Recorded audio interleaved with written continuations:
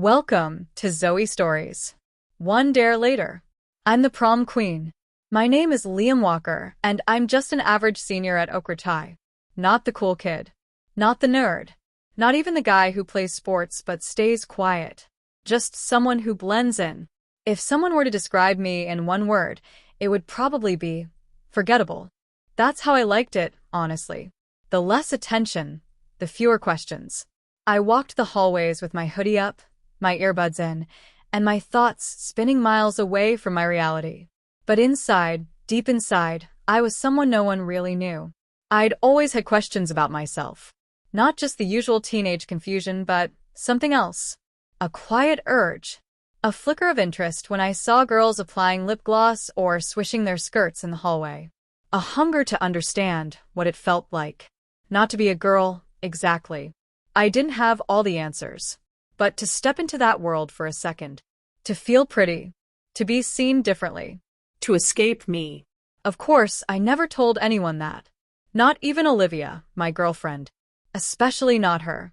Olivia was everything I wasn't. Loud. Fearless. Beautiful in a way that made other girls jealous and boys nervous. She dyed her hair bubblegum pink at the start of junior year and never looked back. She flirted with teachers, told the principal off for banning crop tops, and walked into any room like she owned it. And somehow she liked me. We'd been dating for 11 months and 5 days. Not that I was counting. Okay, maybe I was. She was chaotic in the way fire is chaotic, dangerous, warm, and impossible to look away from. I often felt like I was just trying to keep up. Our relationship was intense. She'd kiss me in front of everyone, hold my hand in class, but also tease me mercilessly. She liked making me uncomfortable. She liked poking at my soft spots. But I think that's also why she saw something in me no one else did. It was a Thursday afternoon. Olivia had crashed at my place after school because her Wi-Fi was down, and she refused to do her math homework without meme breaks. She sprawled across my bed in her school skirt, scrolling through TikTok with her legs dangling off the edge while I sat at my desk pretending to study. "Hey," she said suddenly, not even looking up, "I dare you to try on one of my dresses." I paused. "What?" She finally glanced at me, a mischievous smirk on her lips. "You heard me. Full-on dare. Try on one of my dresses." I laughed it off. What is this, some kind of trap? Her eyes sparkled. "Come on, Liam. Don't act like you haven't looked at them. You think I haven't noticed you staring when I hang them up in my closet?" My heart skipped. Was she serious? Was she testing me? I haven't. Relax. She sat up. "I'm not mad. I'm curious. I think it could be fun." "You mean for you?" "Maybe," she said, grabbing her overnight bag. "But maybe also for you." I should have said no. I really should have. But something about the way she was looking at me made it impossible. She wasn't mocking. She wasn't even joking anymore. She was daring me. And I'd never backed out of one of her dares before. So I nodded. And that's how I found myself standing in the middle of my room 10 minutes later, wearing her old homecoming dress. It was black, with shimmering sequins and a bodice that hugged my chest tighter than I thought possible. The skirt flared just above the knees, swishing softly when I moved. Olivia had helped me into it, laughing but not in a cruel way. She adjusted the straps, tugged the fabric around my waist, and then, just to add fuel to the fire, she pulled a pair of sheer black tights out of her bag. "You'll need these," she grinned. I didn't resist. She even brushed powder across my cheeks, dabbed a little pink gloss on my lips, and gave my eyelashes a flick with her mascara wand. When she turned the mirror toward me, I stopped breathing. The person staring back wasn't Liam. They had softer features, thanks to the contouring. Their eyes looked bigger, almost flirty. Their lips shimmered. Their body looked curved, even if the shape came more from tight fabric than biology. And I wasn't disgusted. I was fascinated, excited, terrified. "Holy crap," I whispered. Olivia stood beside me. "You look good. Like, scary good." I laughed nervously. "Okay, that's enough. Let me change." But as I reached for the zipper, she stopped me. "Wait. What now?" She stepped closer. Don't take it off yet. Just let me see you like this. Just for a minute. I stood frozen. And then she said it. I think this version of you is still figuring himself out. Or herself. I don't know. Maybe I want to meet them. That night, after she left, I couldn't stop thinking about it. I had shoved the dress back into the bag like it was radioactive, but my mind was stuck. Was that really me in the mirror? Why did it feel so good? It wasn't until the next afternoon that I gave in. I was alone. The house was silent. And her bag was still in the corner. I opened it slowly, like it might bite me. Inside was another dress. Bright pink. Glittery. Puffy, like a prom cupcake. A sash was folded on top that read Prom Queen in cursive gold. And on top of it was a folded piece of paper. I dare you to try this one next. I stood there, frozen, heart thudding in my ears. I had a choice. I could close the bag, shove it in the closet, and never look at it again. Or I could step forward, take the dare, and see what happened next. I didn't know it then, but that one step would change everything. I thought I could ignore it. After all, it was just a dress. Just a silly dare. One moment of weakness. One unexpected photo in the mirror. It didn't mean anything, right? But all day at school, I couldn't focus. Olivia acted completely normal, like it had never happened. Like I hadn't stood there in her homecoming dress with mascara on my lashes and glossy, lips parted in disbelief. But I noticed something. The way she kept glancing at me during class. The way she smiled when she saw me fidget. The way she texted me at lunch. Think you're brave enough for the next one? I didn't reply. But I also didn't delete the message. When I got home that afternoon, the house was silent. I stared at her overnight bag, where I'd left it in the corner. I tried to ignore it. I did my homework, cleaned my room, watched YouTube videos. But around 6 p.m., I gave up fighting.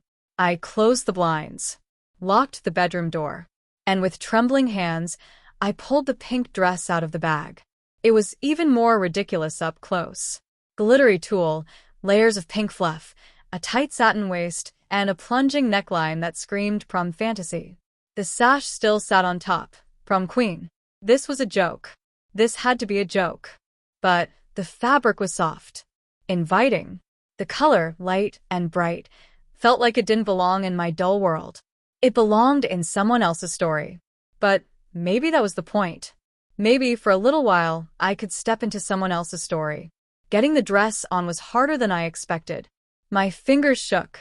The zipper got stuck twice. I almost gave up.